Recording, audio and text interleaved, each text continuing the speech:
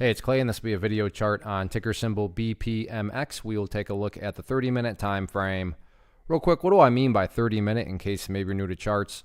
Instead of each one of these candlesticks here representing 1 day's worth of price action, which is what you would normally see, each one represents 30 minutes. So all this here may look like several days worth of time. It's actually today's price action broken down into 30-minute time slices. I like to do this time frame. That does a good job of telling the quote-unquote story of the price, and then makes mapping out where levels of support and resistance a bit easier to see. I don't mean to state the obvious, but I will anyways. Very nice movement today, not only from the price action perspective, but you look down here at the volume, and well above average volume on the day. So a lot of eyeballs on this one. So let's map out some areas of support, and then we can talk levels of resistance. So the key area of resistance, or excuse me, of support going into Tuesday in my mind is right here at 11 cents. Why is 11 cents important? Well, nothing fancy at all. And I think, assuming we all have the same agreement level, so assuming we can all agree on this fact that breakouts that are true breakouts are going to keep on breaking out, or they're going to make progress forward. The price is not going to go back to where it was.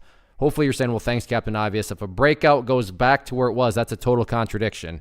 Exactly. So with that in mind, think about 11, because that was the breakout point. So if the price were to come down to 11, break down through it, and then just continue on down, so if this box got bigger and bigger, then what would you have in that situation? You would literally have the price right back into that range where it already was. Again, going back, not a sign of true strength. Whereas let's say the price does go down. However, in this situation, it behaves like that before starting to work its way back upwards. Well, what would you have in this situation?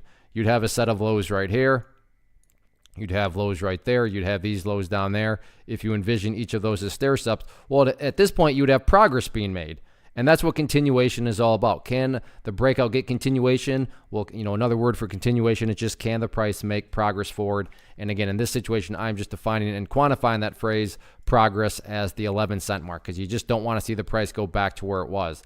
As far as levels of resistance are concerned, next key level going to be up around the 12 cent mark. But really, in my opinion at least, top priority right now is, just building higher bases and getting continuation and chipping away with those higher bases. Because if you stop and think about it, as long as the price is building higher lows, then given enough time, the chart literally runs out of room and it's got to go higher. So just focus on building those higher lows and sit back and let the trend and this breakout continue to do its thing.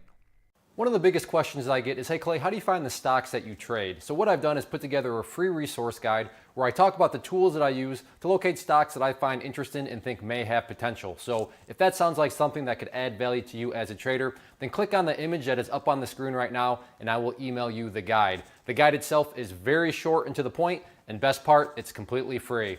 Thanks for watching the video. Let me know if you have any questions.